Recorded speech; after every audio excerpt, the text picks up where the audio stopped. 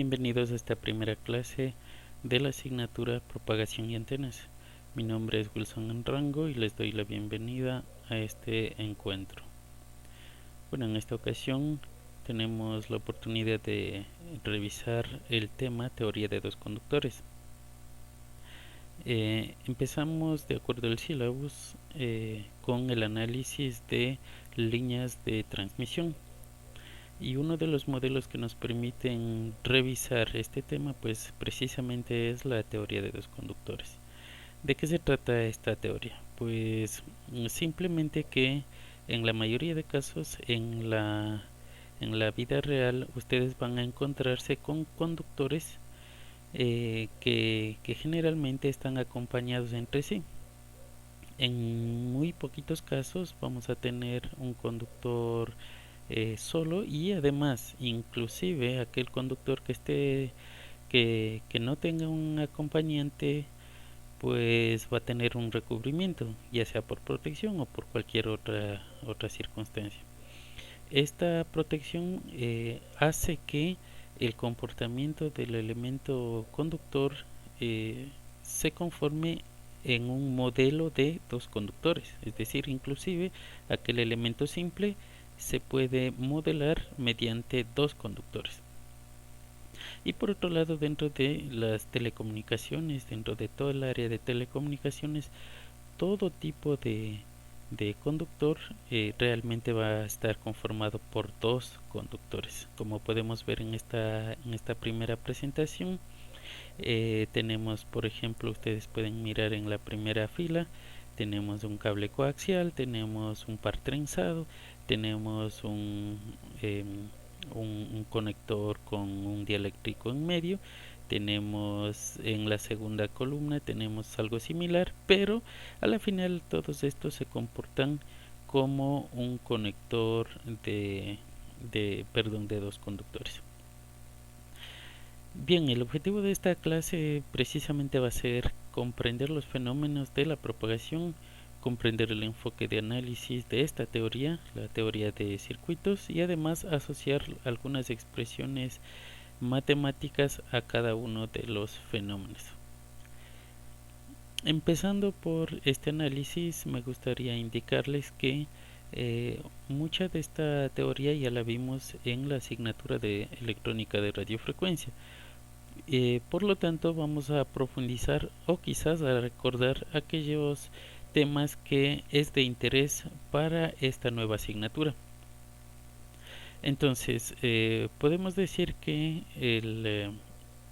todo tipo de elemento en bajas frecuencias tienen un comportamiento resistivo, es decir, idealmente un elemento conductor tendría que simplemente llevar la corriente a través de él sin que éste genere ningún otro tipo de problemas.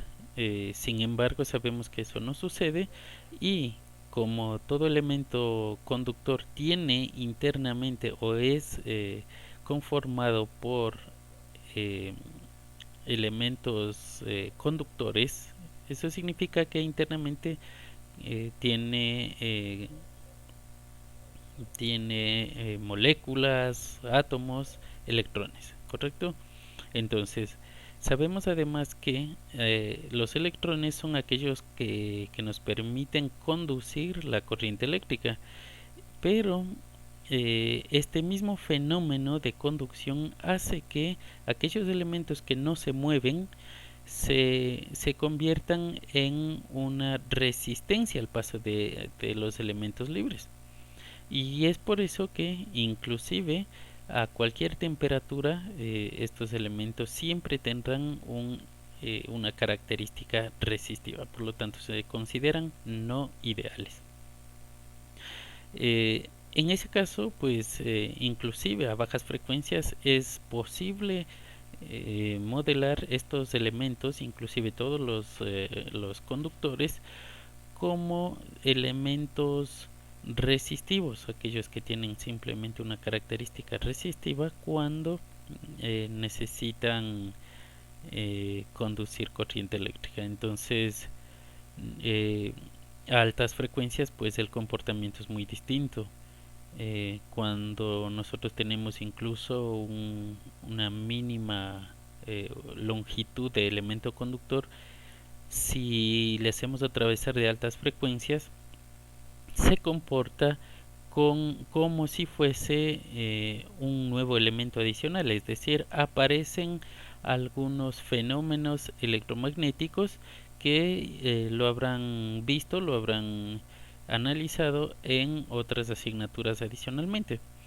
Desde este punto de vista, nosotros el análisis que queremos realizar nos permite disminuir la dificultad del procedimiento del entendimiento, y es por eso que nosotros vamos a basarnos en esta ocasión simplemente en el análisis que involucren los parámetros resistivos, inductivos, capacitivos y admitivos.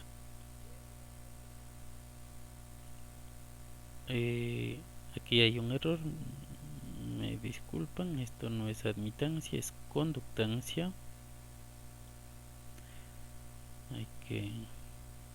Hay que tener mucho cuidado. Es conductancia, entonces conductivos.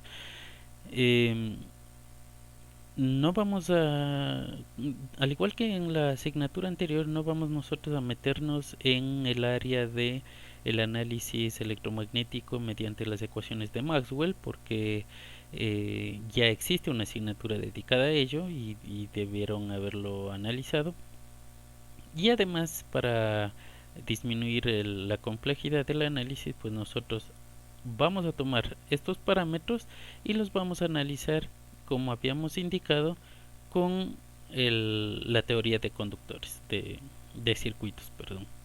Entonces, vamos a determinar ahora la ecuación general de propagación, es decir, vamos a determinar cómo una onda electromagnética viaja a través de un elemento conductor, considerando que este elemento conductor tiene el modelo de dos conductores, ¿correcto?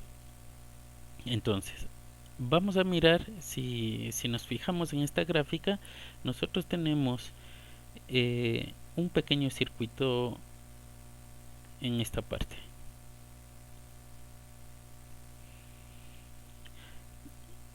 Vamos a observar que tenemos diferentes tipos de elementos. Los elementos que se encuentran en serie, por ejemplo la resistencia y la inductancia, corresponden precisamente al elemento conductor.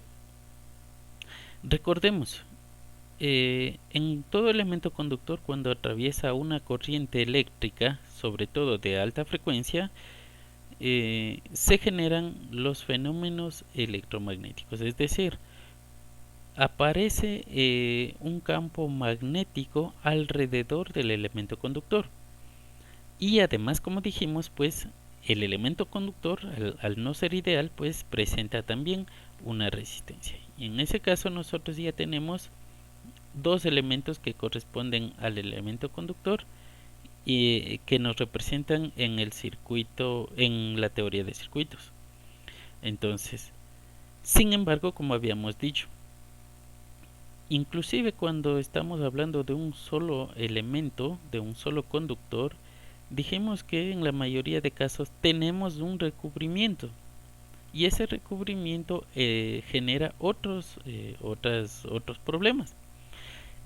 Incluso en el caso más ideal, los conductores, aunque no tengan un recubrimiento, pero que se encuentran en al aire libre, incluso el aire para nosotros corresponde a un elemento aislante. Como saben ustedes, el aire es un elemento aislante de la conducción de la corriente eléctrica. Por lo tanto, estas características del aislante permite que nosotros representemos con una conductancia y una capacitancia, ¿correcto? Ahora, ¿de dónde sale aquella representación? Acabamos de indicar, el recubrimiento es un aislante. Al igual que los conductores, los aislantes no son ideales. es decir, de alguna manera conducen una cierta cantidad de corriente eléctrica a través de ellos. Y por lo tanto, tenemos la representación de la conductancia del elemento aislante. Por otro lado, un elemento conductor se encuentra representado como conductor en el núcleo, aislante y otra capa de aislante. Es decir, tendríamos conductor, aislante del elemento, aislante del aire, en caso de que esté separado del otro elemento. Se supone que tenemos dos conductores, viene el otro conductor y viene otra vez el aislante. Es decir, tenemos aislante, conductor, aislante, y nuevamente aislante, conductor, aislante. ¿Qué es eso? Es un capacitor. Entonces, los fenómenos capacitivos aparecen y se representan en esta pequeña gráfica. Ahora, con ello nosotros ya tenemos un modelo de análisis desde el punto de vista de circuitos eléctricos para un elemento de dos conductores. Ahora, recordemos además que esta representación corresponde simplemente a un punto de todo el elemento conductor. ¿Por qué? Porque cuando una pequeña cantidad de corriente, aunque sea mínima, es decir, aunque sea un electrón, se mueve a través de ese elemento, este va a generar un campo magnético y un campo eléctrico instantáneo, es decir, lo más pequeño posible. Por lo tanto, cuando atraviesa una distancia muy pequeña a través del conductor, va a generar ese mismo fenómeno a medida que se va moviendo. Por lo tanto, si se mueve a lo largo del eje Z, el conductor, entonces iremos realizando ese mismo procedimiento, ese mismo fenómeno a lo largo de todo ese conductor. Entonces, si este circuito corresponde simplemente a un punto de todo el conductor, entonces tenemos que repetir una y otra vez esa misma gráfica uno tras otro de manera infinita. Sin embargo, sabemos que prácticamente es imposible realizar un análisis de un circuito infinito. Por lo tanto, de alguna manera hay que delimitar ese procedimiento. Entonces, ¿cómo delimitamos ese procedimiento? Si ustedes se fijan, tenemos un pequeño delta z que acompaña a cada uno de los nuevos elementos que se conforman. Tenemos R por delta z, L por delta z, G por delta z y C por delta z. Ese delta z me está indicando que el análisis se le realiza puntual, es decir, en una distancia o en una longitud del conductor infinitesimal. ¿Qué significa infinitesimal? Que es tan pequeño que prácticamente no podemos ni siquiera visualizar ese punto, ¿correcto? Entonces, con ello nosotros no necesitamos, es decir, nos quitamos el resto de los elementos que deberían venir a continuación y nos quedamos simplemente con una sola sección que corresponde a un solo punto de el conductor. Y por lo tanto nosotros estamos representando aquí en este eje ese delta z, es decir, el punto inicial de ese punto, inclusive aunque este sea un punto, la representación de un punto del conductor, el inicio para nosotros va a denominarse z y el final va a ser z más delta z, porque ese delta z corresponde al punto infinitesimal. Y asimismo ese delta z influye no solamente en la longitud, sino también está influyendo en la variación que tiene la corriente y la tensión en ese punto. Entonces, Si nos fijamos, tenemos a la entrada de este circuito una corriente que depende de Z y T, y asimismo una tensión que depende de Z y T. Pero al final, si se fijan, tenemos una tensión que depende de Z más delta ZT,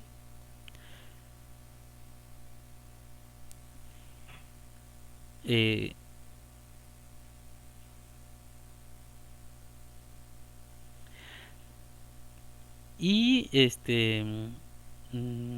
nos hace falta aquí una corriente que debería también ser de la misma manera.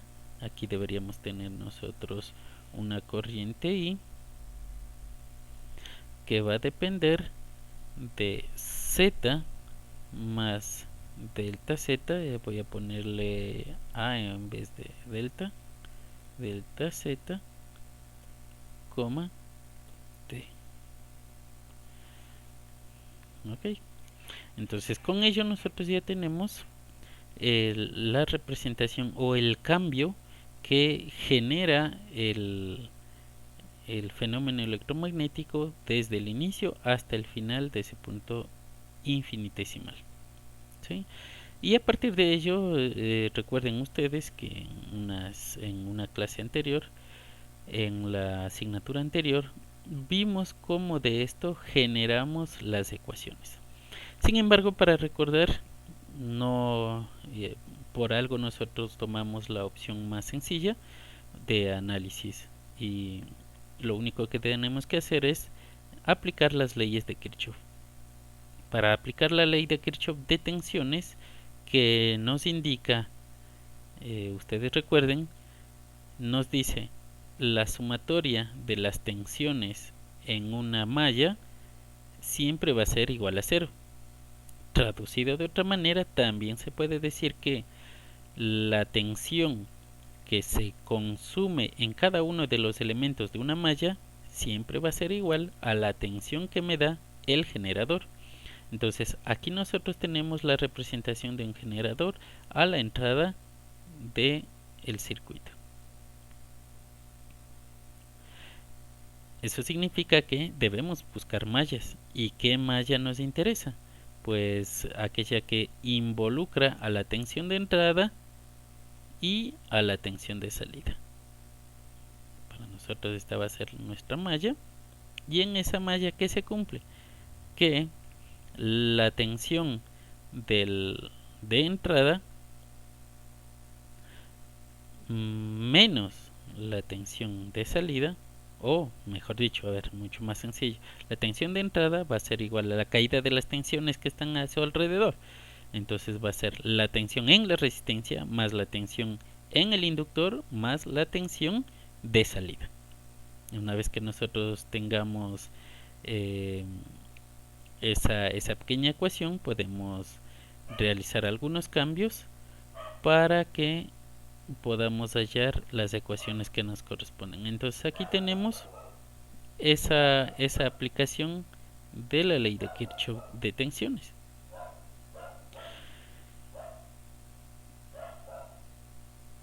Si se fijan, es lo que dijimos.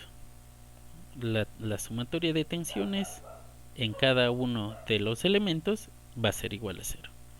Ahora, hacemos lo mismo para el análisis de las corrientes, es decir, aplicamos ley de Kirchhoff de intensidades.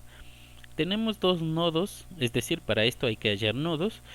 Tenemos dos nodos que posiblemente nos interesan analizar, pero de la misma manera que en el análisis anterior, nos interesa tomar el nodo que involucren las corrientes que ingresan con las corrientes que salen, porque a ello que queremos llegar. Entonces ahí tenemos el nodo que nos interesa. ¿Y qué es lo que nos dice? Que las intensidades de corriente, es decir, la ley de Kirchhoff de intensidad dice lo siguiente, ¿no?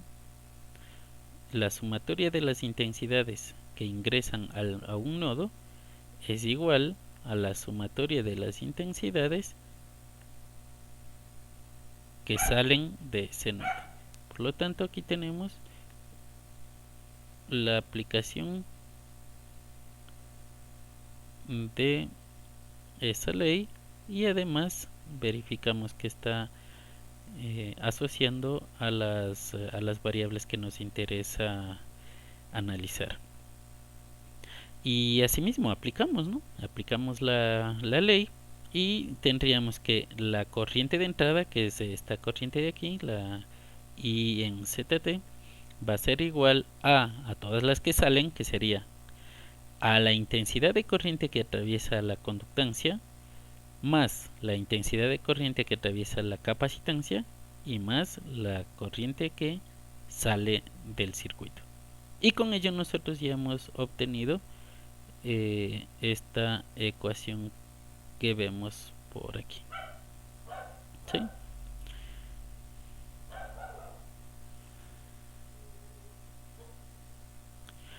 Entonces, fíjense, ahí está bastante claro. Ahora,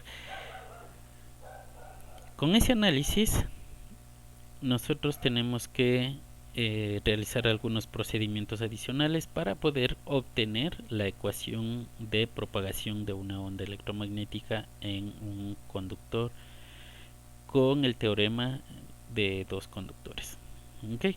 Entonces, ya nosotros tenemos aquí el par de ecuaciones y lo que nos resta es despejar las corrientes y las intensidades. Entonces, ¿qué es lo que tenemos que hacer? Fíjense en la primera ecuación. Habíamos indicado que la idea era relacionar la intensidad, la tensión de salida con la tensión de entrada. Entonces hay que despejar. Si pasamos estas dos tensiones al otro lado del signo de igualdad, entonces vamos a poder llegar directamente a las ecuaciones que nos interesan y que verificamos hacia abajo. Ahora, no vamos a ir directamente. Una vez que tenemos ese despeje, tenemos que sacar factor común de la otra sección del igual, el delta z. Y con ello nosotros tenemos que nuevamente volver a despejar, pasarle al otro lado ese delta z y verifiquen que les queda la expresión genérica del concepto de derivada. Obviamente hay que hallarle el límite para que se transforme en una derivada. Recuerden, el límite de una expresión para que se transforme en una derivada tiene que tender la variable de incremento hacia 0, es decir, tiene que ser lo más pequeño posible. Entonces, como nosotros ya estamos considerando inicialmente esa variable, es decir, ese incremento tan pequeño, infinitesimal dijimos al inicio, por lo tanto no es necesario hallar el límite. Simplemente ya está involucrado ese límite internamente en el análisis inicial. Por lo tanto, podemos pasar directamente hacia la derivada y con ello obtenemos ya nuestra primera ecuación de la tensión. Si se fijan, tenemos una derivada parcial. Recordemos nuevamente de las matemáticas y de la asignatura anterior que la derivada es parcial porque tenemos dos o más variables que nos involucran a la ecuación, z y t. Recordando nuevamente que z es la longitud en el elemento conductor y t es la variación que tiene en el tiempo. ¿Ok? Entonces, por eso es que nosotros tenemos la derivada parcial. Haciendo el mismo procedimiento, pero ahora con la segunda expresión, la de la intensidad de corriente, vamos a obtener ahí sí la siguiente ecuación también que podemos ver por acá. Revisen por favor. Como les acabo de indicar, realmente es un recordatorio. Aquellas partes que no la estamos realizando en esta clase se queda de estudio independiente, por favor. Entonces, por favor, lleguen de esas dos primeras ecuaciones hacia las otras dos últimas. ¿Ok? Esa va a ser una tarea extra para quien desee presentar. Bien, una vez que tenemos ya esas dos ecuaciones, recordemos, para llegar a la ecuación de onda, teníamos que tomar las dos primeras ecuaciones. Vamos a graficarles con otro color.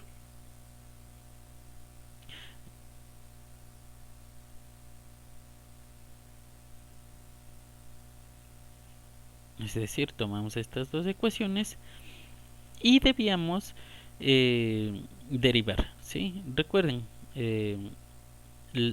vamos a numerarles. Vamos a decir que esta era la primera ecuación y esta la segunda ecuación. Entonces, el procedimiento para poder llegar a la ecuación general de onda, de transmisión de la onda o de propagación de la onda, era derivar una de las ecuaciones respecto a t y la otra respecto a z. Entonces, el primer procedimiento podría ser recomendable, aunque es indistinto, la primera ecuación número 1, derivarla respecto a z, y la segunda, ecuación número 2, derivarla respecto a t. Con ello ya teníamos 4 ecuaciones y además tenemos 4 incógnitas. Obviamente nos quedan unas derivadas segundas en algunos casos, y en otras nos quedan unas derivadas compuestas, es decir, una derivada de z y de t, y en otros casos derivadas segundas de z o derivada segunda de t. Lo mismo, solamente les indico cuál es el procedimiento. Como ya eso lo vimos, esto es una clase de recuerdo, pero si desean realizarlo, nuevamente les indico que pueden entregarlo ya sea en formato digital o en formato físico, para una nota adicional en el procedimiento del semestre. Entonces, una vez que teníamos eso, simplemente resolvíamos las 4 ecuaciones y ya teníamos una ecuación de transmisión. En dependencia de cuál deriven respecto a z y cuál deriven respecto a t, podíamos obtener ya sea la ecuación de propagación de tensión o la ecuación de propagación de intensidad de corriente. Suponiendo que el primer procedimiento nos daba la ecuación de propagación de la tensión, para hallar la segunda ecuación de propagación de la intensidad teníamos que hacer un procedimiento similar. Regresamos a nuestras dos primeras ecuaciones y ahora nos encargamos de realizar las derivadas, de hallar las derivadas contrarias, es decir, si inicialmente derivamos la primera ecuación respecto a z y la segunda respecto a t, en esta ocasión deberíamos derivar la primera respecto a t y la segunda respecto a z. Y hacer el mismo procedimiento con esas derivadas. Teníamos nuevamente 4 ecuaciones con 4 incógnitas, y con ello hallábamos la siguiente ecuación, y con ello obtenemos las dos ecuaciones de transmisión de la onda de tensión y la onda de intensidad de corriente. Entonces recuerden, ¿para qué hacíamos esto? Es decir, como yo sé que eso me indica la propagación, entonces de ahí salían las preguntas de prueba, ¿no? Estas dos primeras ecuaciones, ¿qué es lo que nos indican? Que vamos a darle el significado, ¿no? Las dos primeras ecuaciones me dicen, desde el punto de vista de la tensión y la intensidad, podemos ver que la variación de la tensión en la primera ecuación, ¿no? La variación de la tensión va a corresponder a una variación de la intensidad de corriente. Ahora, ¿por qué varía esa tensión? ¿Por qué varía la intensidad de corriente? Por los fenómenos electromagnéticos de alta frecuencia. Es decir, porque a alta frecuencia aparecen en el elemento conductor fenómenos inductivos y además fenómenos resistivos. Esos dos elementos hacen que la intensidad y la tensión varíen. Y por lo tanto, ¿qué es lo que podemos decir?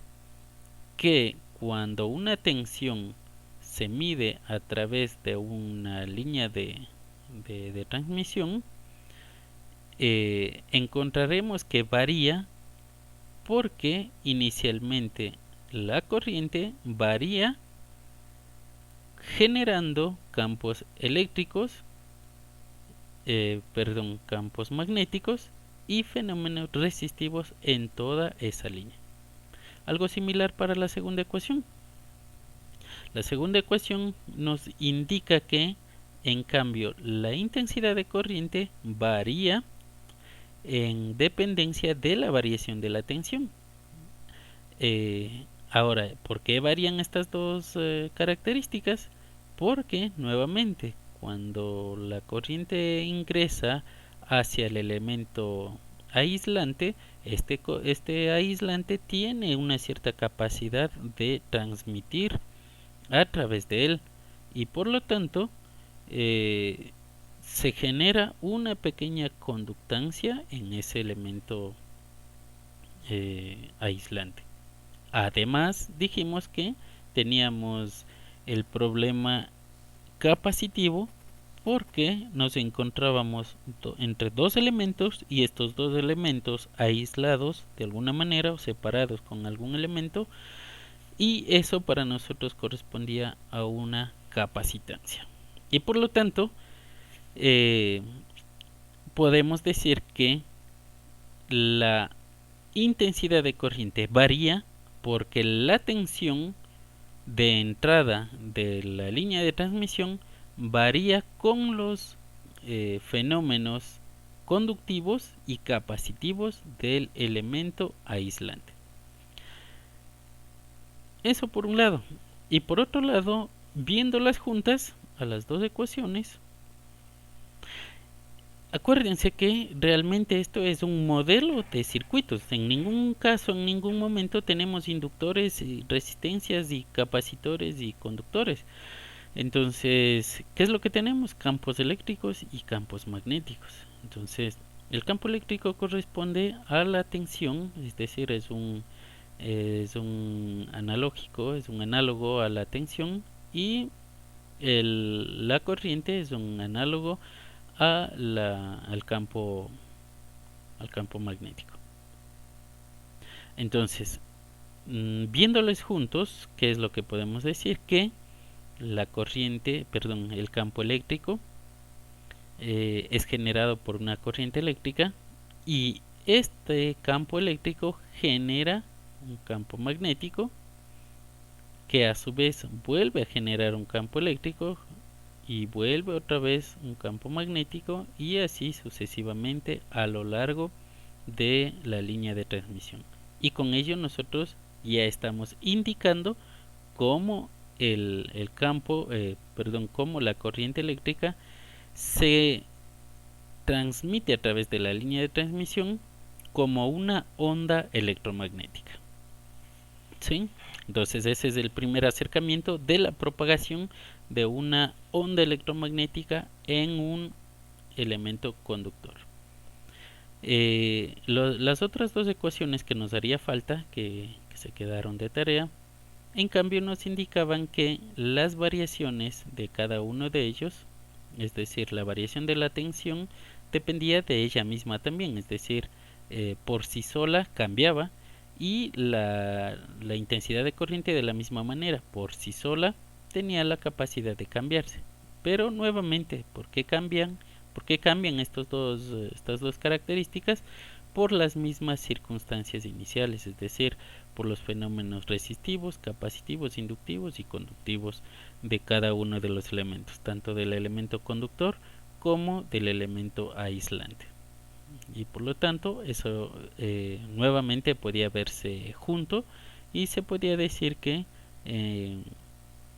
esa propagación. En cambio, me indicaba cuánto se mueve en la longitud del conductor. Es decir, al encontrar las otras dos ecuaciones, teníamos una dependencia solamente de los valores inductivos, capacitivos, resistivos y conductivos. Continuamos. La primera y la segunda ecuación que tenemos subrayadas, si la transformamos utilizando el análisis de fasores, podemos intercambiar cada uno de estos elementos, la corriente y la tensión que varía, que depende de Z y T, podemos intercambiarle por sus correspondientes fasores, y con ello nosotros podemos encontrar sus mismos equivalentes, pero en fasores. Y esto nos hace ver inclusive mucho más sencillo el análisis anterior. ¿Por qué? Porque previamente teníamos una dependencia de la longitud Z y del tiempo T. Sin embargo, desde el punto de vista de fasores, nos eliminamos una de las variables y solamente nos quedamos con la variación de la longitud. Entonces, fíjense, incluso se nos hace mucho más sencillo, mucho más fácil ver las características que inicialmente estamos indicando.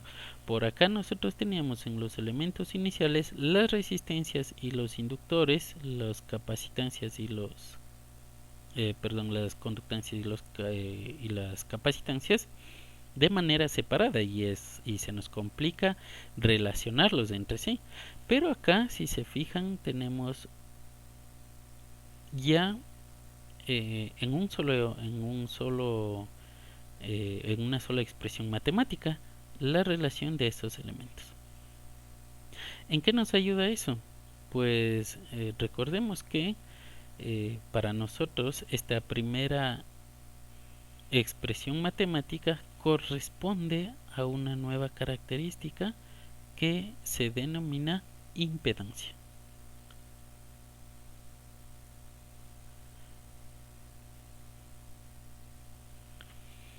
Y la segunda expresión matemática, o el segundo paréntesis, como es el contrario, si se fijan, la parte real de cada uno de esos paréntesis, en el primero corresponde a una resistencia y en el segundo corresponde a una conductancia. Son características contrarias. Lo mismo sucede con la parte imaginaria. El inductor o la inductancia tiene una naturaleza contraria a la capacitancia, y por lo tanto entre esos dos elementos son inversos. Eso significa que este segundo, en cambio, nos da ya no una impedancia, sino una admitancia. ¿Ok? Entonces, si hacemos el reemplazo, bueno, aquí también tenemos otro trabajito adicional si se desea. Me pueden entregar el paso de las dos primeras ecuaciones a las dos segundas utilizando fasores.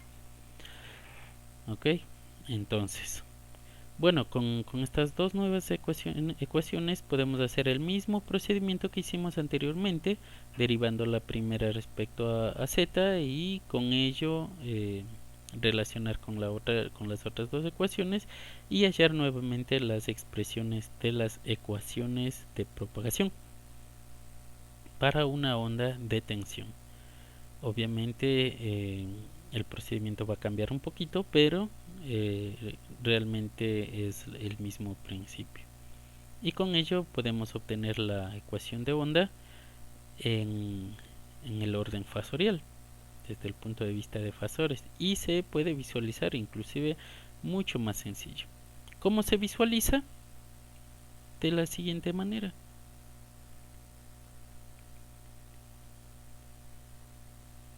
Entonces, como les acabo de indicar, yo les resumí bastante el procedimiento, pero ya tenemos otro trabajito más: cómo llegar de las dos ecuaciones hacia la ecuación de onda de la tensión. Y de la misma manera, realizando un procedimiento similar pero contrario, podemos llegar igual a la segunda expresión de la ecuación de la onda de intensidad de corriente en el orden fasorial. Y si se fijan, comparen por favor los resultados anteriores con estos resultados y son mucho más sencillos porque se disminuye todo el análisis desde este punto de vista del principio de circuitos electrónicos, de circuitos eléctricos. Y sobre todo utilizando fasores, sabemos que es una metodología bastante que ayuda bastante en el resumen de los análisis. Okay, entonces con ello ya tenemos las dos ecuaciones de onda en el orden fasorial. Ahora, si se fijan, nos encontramos que hay un nuevo elemento, gamma. Pero desde realizando el procedimiento indicado para la tarea, en caso de que quieran entregar, pues simplemente sabemos que eso es la unión de las partes de la impedancia y la admitancia de las dos ecuaciones previas. Y es por eso que nosotros tenemos esta pequeña expresión matemática que representa a ese pequeño símbolo.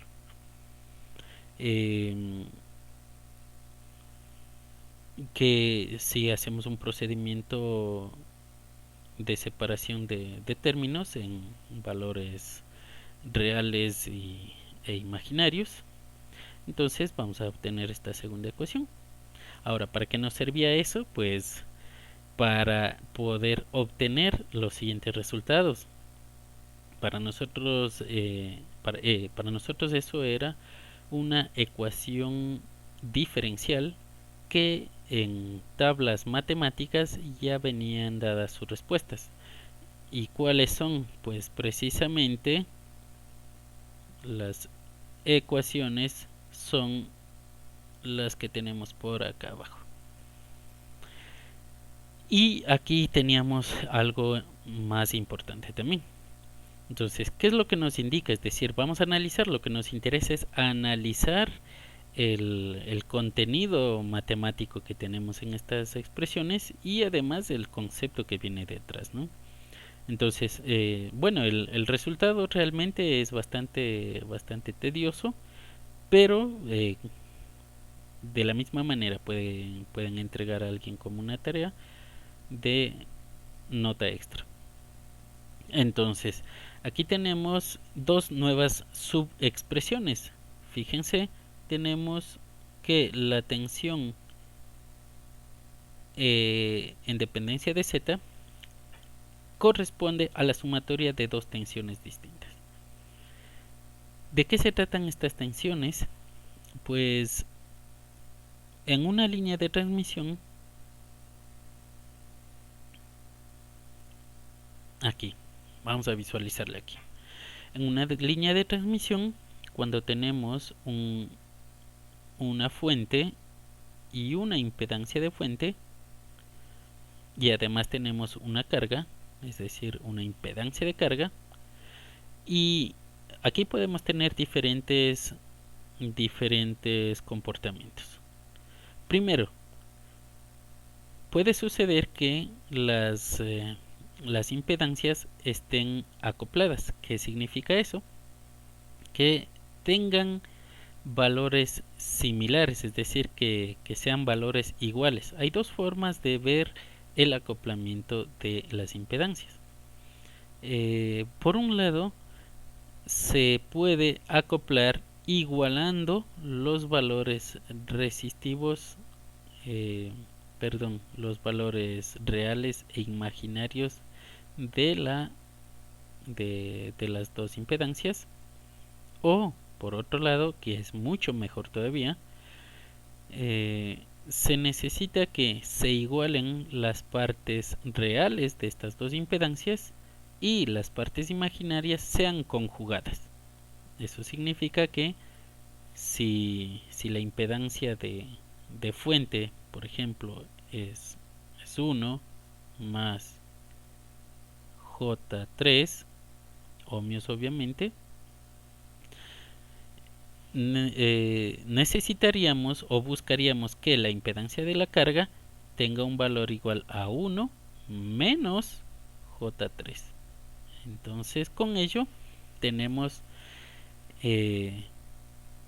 impedancias complejas conjugadas, y en ese caso se encuentran en acopladas. ¿Y cuál es para qué nos sirve esto? Recordemos que se acoplan las impedancias para garantizar el principio de máxima transferencia de potencia. Eso significaba que al estar acopladas, toda la potencia que genera o que envía la fuente llega y consume la carga sin ningún problema. Entonces el primer problema que nos encontramos pues es que estas dos impedancias en la mayoría de casos y casi siempre no están acopladas. Entonces, ¿qué sucede cuando no están acopladas?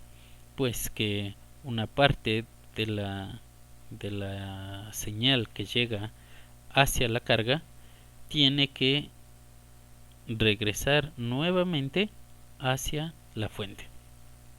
Y esto es un problema para nosotros, que nos puede generar distintos comportamientos también. ¿Cuáles son esos comportamientos?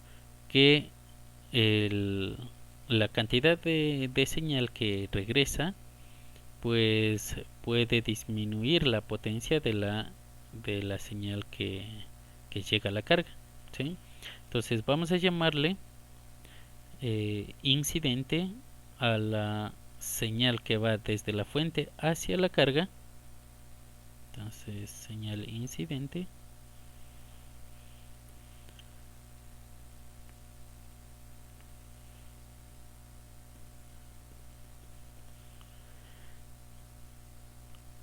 Y vamos a llamarle reflejada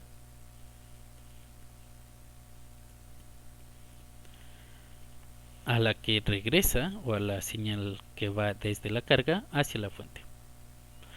En muchas ocasiones se utiliza esta propiedad o este problema como si fuese una ventaja. En algunas circunstancias, por ejemplo, recuerden, en los circuitos osciladores controlados por voltaje se tiene esta característica y se utiliza como una ventaja porque la señal que retorna se espera o se busca que se encuentre en fase con la señal incidente, y con ello se puede realizar una especie de amplificación de la señal sin aporte externo de energía. Entonces en algunas ocasiones es bueno y en otras es malo. En este caso a nosotros no nos sirve. Es necesario tener claro que siempre se busca que no exista, sobre todo dentro de los circuitos electrónicos, que no exista esta señal reflejada, porque incluso en dependencia del valor que tenga esta señal, podría quemar a los elementos que son realmente una fuente y más no una carga. ¿Okay? Entonces hay que tener mucho cuidado. Regresando nuevamente a la presentación anterior, pasamos de aquí porque aquí tenemos dos expresiones matemáticas y precisamente esta señal que se encuentra aquí es la que acabamos de denominar incidente. Esta sería la reflejada.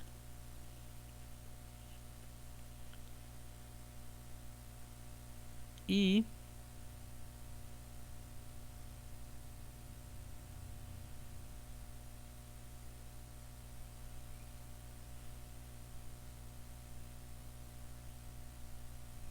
esta expresión de acá es la que se denomina incidente. Si se fijan, ¿cómo sabemos nosotros que son dos expresiones distintas? Por por los símbolos de los exponentes del valor complejo epsilon. Entonces, aquel simbolito, el simbolito menos, nos indica que es la expresión matemática para la señal reflejada, y aquel símbolo positivo es la señal incidente. Y lo mismo sucede con la ecuación de onda de la intensidad de corriente. Sucede igual que el valor total. A ver, ¿cómo podemos darle significado a esta expresión matemática? Que diciendo lo siguiente: que el valor de la tensión total en la línea de transmisión va a ser igual a la superposición o a la suma de la onda incidente más la onda reflejada. Obviamente estamos hablando de una suma algebraica, ¿no? Que podría ser una resta. Y lo mismo sucede con la intensidad de corriente. Entonces, como acabamos de indicar, si las fases, por eso tienen un exponente complejo, si las fases de ellos son iguales o similares, podrían sumarse y por lo tanto obtendríamos alguna especie de amplificación, pero en la mayoría de casos son en desfasaje y por lo tanto siempre tenemos pérdidas. Y por ello es que tenemos un comportamiento similar a este de las señales. Vamos a hacerlo aquí. De las señales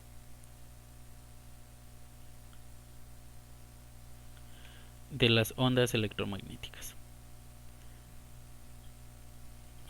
Vamos a hacerle. Entonces, fíjense. Vamos a traerle por acá. Una onda electromagnética ideal, suponiendo que tiene una forma sinusoidal similar a esta. Y de esa manera infinitamente. Pero una real se comporta así.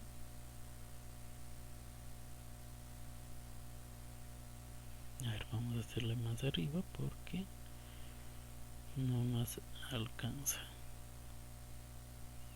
Voy a subrayarle por acá. Una onda electromagnética real se comporta de esta manera.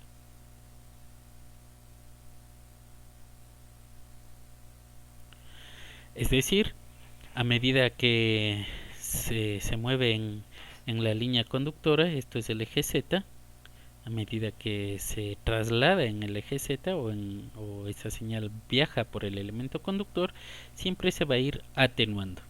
¿A qué se debe esa atenuación? A estos dos términos, a una señal incidente y a una reflejada, sobre todo a la reflejada.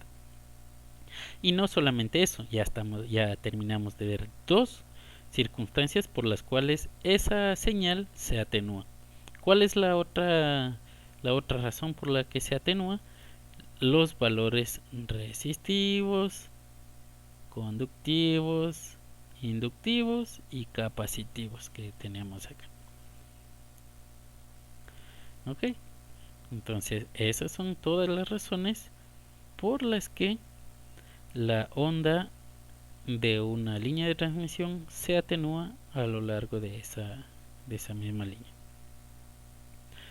¿Qué es lo que hace el ingeniero de telecomunicaciones en estas circunstancias? Calcula cuál es la distancia máxima a la cual puede tener una señal que todavía sea utilizable. Recordemos esto de la asignatura de electrónica de radiofrecuencia. Aquí ya empieza a unirse las características de ruido, no linealidad, sobre todo en este caso ruido. Es decir, no podemos dejar que se atenúe lo suficiente como para que se confunda con la señal de ruido, y por lo tanto hay que dejar, es decir, hay que calcular la distancia suficiente con la cual se pueda detectar la señal, tratando de eliminar la mayor cantidad de ruido posible. Ok, entonces ahí está nuestro trabajo como ingenieros. Volvemos a la siguiente presentación. Bien, aquí ya hicimos una pequeña explicación. Lo que hay que explicar adicional es lo siguiente, de que si bien tenemos una impedancia de fuente, tenemos una impedancia de carga, también tenemos una impedancia en la línea de transmisión. Y mejor dicho, tenemos dos impedancias. Una impedancia se denomina impedancia característica, que le pueden ver acá abajito, y esa impedancia es aquella que se considera, hay que tener mucho cuidado con este concepto, se considera que es un valor constante a lo largo de toda la línea de transmisión. Esta impedancia característica ayuda a describir muchos fenómenos, pero no significa que sea real. Realmente esa impedancia no se encuentra en ningún momento en esa línea de transmisión. Y por ello existe otro tipo de impedancia que se denomina impedancia de entrada. Y esa impedancia de entrada es aquella que se encuentra medida en cualquier punto de la línea de transmisión. Es decir, nosotros le llamamos de entrada porque es como que usted rompe el circuito y ahí observa un valor de impedancia. Por ejemplo, rompemos aquí y yo necesito observar una impedancia. ¿Y a quién observamos? A la impedancia de entrada. Rompemos acá, ¿qué hacemos? Buscamos otra impedancia, la misma denominada impedancia de entrada, pero con un distinto valor. ¿Por qué sucede esto? Porque todo elemento conductor tiene un comportamiento distinto a altas frecuencias. Y como acabamos de visualizar, vamos a revisar en la expresión anterior, la impedancia no se encuentra aquí. Tenemos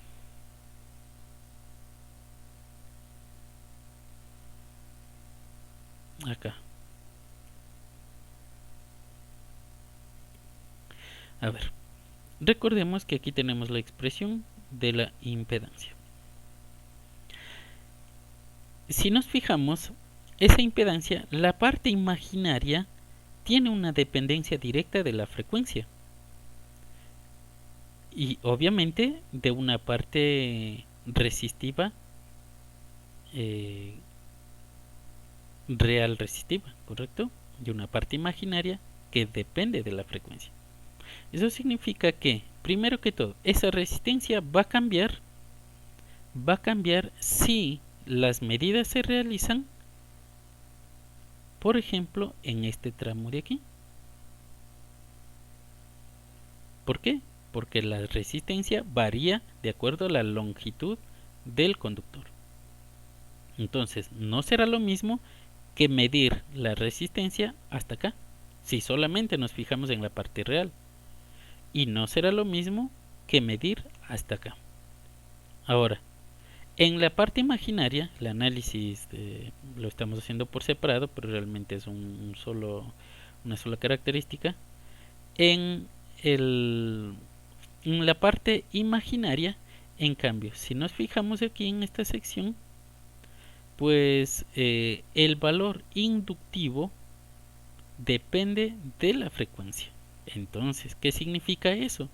Que al calcular cuánta inductancia se genera en este tramo de línea de transmisión, será muy distinto a aquel valor que calculé hasta acá o adicional hasta acá. Todos esos valores serán muy distintos. Y por otro lado, un análisis adicional, no es lo mismo calcular la impedancia hasta aquí con una frecuencia 1 que con una frecuencia 2. incluso aunque la línea sea de la misma longitud. No es lo mismo porque, como acabamos de ver, la inductancia depende directamente de el valor de la frecuencia, porque se está multiplicando con ella. ¿Ok? Entonces, pasamos por otro lado, vemos que también la impedancia característica cuando utilizamos fasores se vuelve o se puede utilizar la ley de Ohm de una manera mucho más sencilla. Por lo tanto, la ley de Ohm me dice que es igual, la impedancia es igual a la tensión sobre la intensidad de corriente. Y como sabemos que esa relación es correcta y además sabemos que existe una intensidad, una tensión incidente y una intensidad de corriente incidente, y asimismo una tensión reflejada y una intensidad de corriente reflejada, entonces podemos obtener esas dos expresiones matemáticas en una sola. ¿Ok? Si volvemos con esas ecuaciones al dominio del tiempo, entonces podemos visualizar por acá la dependencia de la tensión con respecto a los valores de las tensiones incidentes y reflejadas. ¿Qué es lo que vemos acá? ¿Para qué nos ayuda esta transformación nueva? Pues primero que todo sabemos que lambda, la longitud de onda de la frecuencia, es igual a 2pi sobre beta. Y por otro lado que la velocidad de fase es igual a omega sobre beta, es decir, es igual a lambda por la frecuencia. Entonces, aquí otra consideración importante, la velocidad de fase es la velocidad a la cual viaja la información en una onda electromagnética. Esa es la velocidad a la cual viaja la onda electromagnética en el medio en el cual se está realizando el análisis. Entonces, eso es un análisis de manera general para una línea de transmisión que posiblemente tenga pérdidas y por eso hace falta analizar en una línea de transmisión sin pérdidas. Vamos a hacerlo rapidito. En esto sí podemos saltarnos rápido. Si decimos que es una línea de transmisión sin pérdidas, por cierto, acá nosotros tenemos esta expresión matemática que correspondía por acá. Teníamos aquí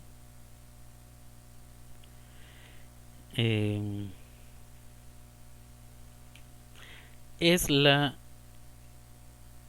constante de propagación, es decir, nos está indicando qué tan rápido y qué tanto se atenúa una señal en la línea de transmisión, es decir, gamma es la constante de propagación. Ahora, esta constante de propagación tiene que indicarnos esas dos características, la velocidad a la cual se mueve y además cuánto se atenúa. Y es por eso que alfa, la parte real de la expresión compleja, es la constante de atenuación.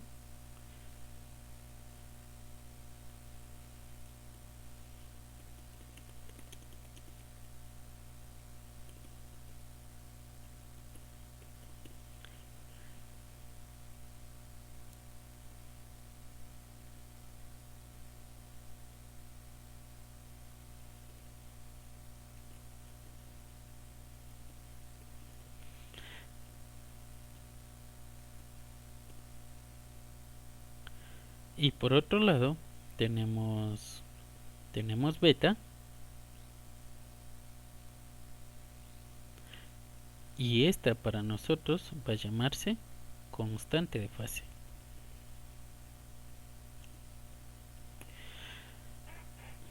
¿Sí? Entonces la constante de atenuación nos dice cuánto se atenúa a medida que viaja la onda electromagnética en la línea de transmisión, y beta nos indica cuánto se desfasa o cuánta cuánto se vuelve más lento el movimiento de la onda electromagnética en esa línea de transmisión. Entonces, como estamos analizando una línea de transmisión sin pérdidas, ¿qué significa eso? Que alfa es cero. Por lo tanto, gamma va a ser igual a la parte imaginaria de su valor. Eso significa que es igual a j omega por raíz de LC. Entonces, en este caso, la impedancia característica, como no tiene pérdidas, es igual a la raíz de L sobre C. Y de esa manera, nuevamente nuestras ecuaciones de onda de forma compleja, tenemos por acá,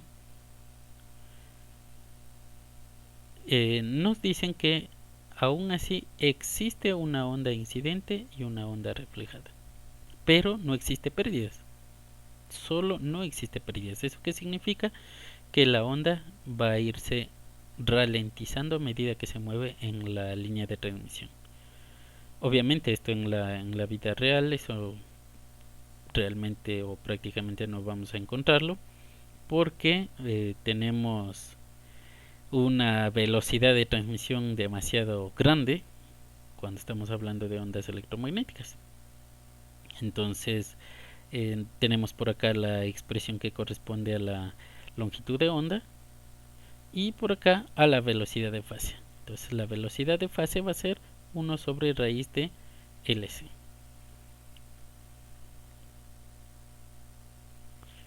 Continuamos. Previamente habíamos indicado que tenemos dos ondas, onda incidente y onda reflejada, y la relación que tienen estas dos señales se denomina para nosotros relación de onda estacionaria, que en inglés se denomina SWR o en algunas ocasiones SVWR. Es decir, es una relación de onda estacionaria, en español es ROE, relación de onda estacionaria de tensión. Entonces, ¿qué es la relación de onda estacionaria? Simplemente nuevamente es la superposición de la onda incidente y la onda reflejada, pero tomando en cuenta los valores máximos y mínimos. Entonces, ¿cuál es la expresión matemática para estas dos ondas máximas y mínimas? Pues la podemos ver aquí arriba. Simplemente la relación entre esas dos nos da la relación de onda estacionaria.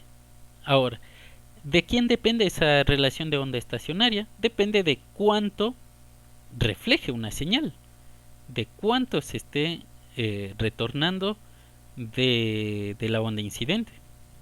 ¿Y quién nos da esa característica? Por acá. Es una constante de reflexión.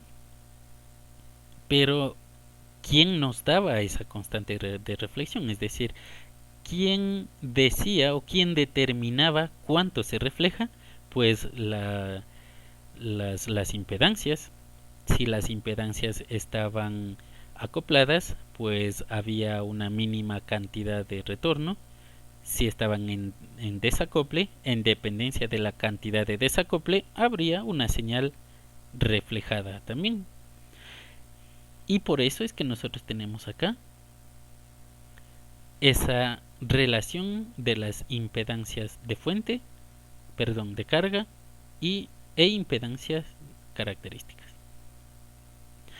Si nosotros ya podemos hallar esos valores, entonces podemos hallar las pérdidas de retorno.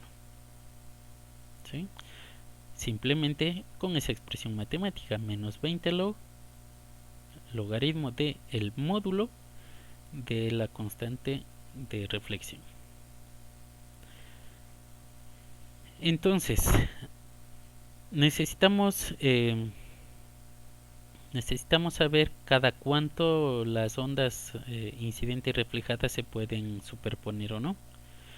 Y para ello, pues aquí tenemos dos expresiones que nos indican una longitud a la cual las ondas incidentes son máximas o a la cual el voltaje es máximo, y además tenemos otra que nos indica a la cual los voltajes son mínimos. Entonces cada longitud de la línea de transmisión correspondiente a lambda sobre 2 tenemos un máximo, y a lambda sobre 4 tenemos un mínimo. Y con ello nosotros podemos calcular ya todas las otras expresiones matemáticas.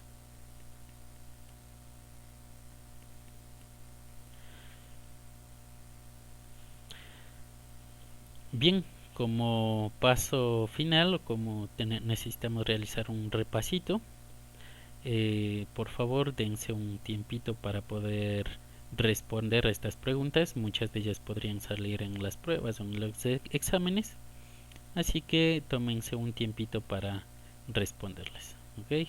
Las preguntas corresponden a lo visto en clase. Además que pueden ir revisando para ver cuánto aprendieron de esto. Además, si de ello les surge preguntas, por favor hagan una listita de preguntas para poder resolverla de manera digital. Podemos hacer una sesión de chat en la cual podemos resolver todos estos problemas, estas dudas.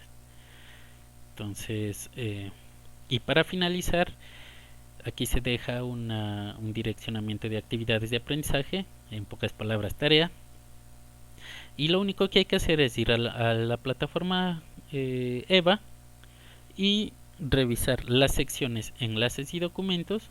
Por favor, mirarse los videos y revisar los documentos que ahí se colocan, y generar. Por ahora tenemos una tarea de realizar un software utilizando Octave o MATLAB que nos ayude a simular cualquiera de estas expresiones matemáticas, pero de una manera didáctica, que se pueda visualizar de forma fácil todo ese procedimiento visto en esta clase. O tenemos la segunda posibilidad de revisar las actividades del capítulo 1 y 2 del libro de líneas de transmisión, o del capítulo 2 de Microwave Engineering de POSAR. Lo tienen en la primera sección de inicio de la plataforma EVA, y una vez que hayan revisado, hayan leído, diríjanse a la sección de evaluación para realizar la evaluación correspondiente. Entonces, cualquier duda, cualquier situación, tienen todos mis datos en la plataforma y pueden comunicarse conmigo sin ningún problema. Eso es todo. Les agradezco mucho y esperemos que podamos solucionar sus problemas de una forma sencilla, de una forma bastante amena. Les agradezco mucho por la atención. Nos vemos en la próxima clase.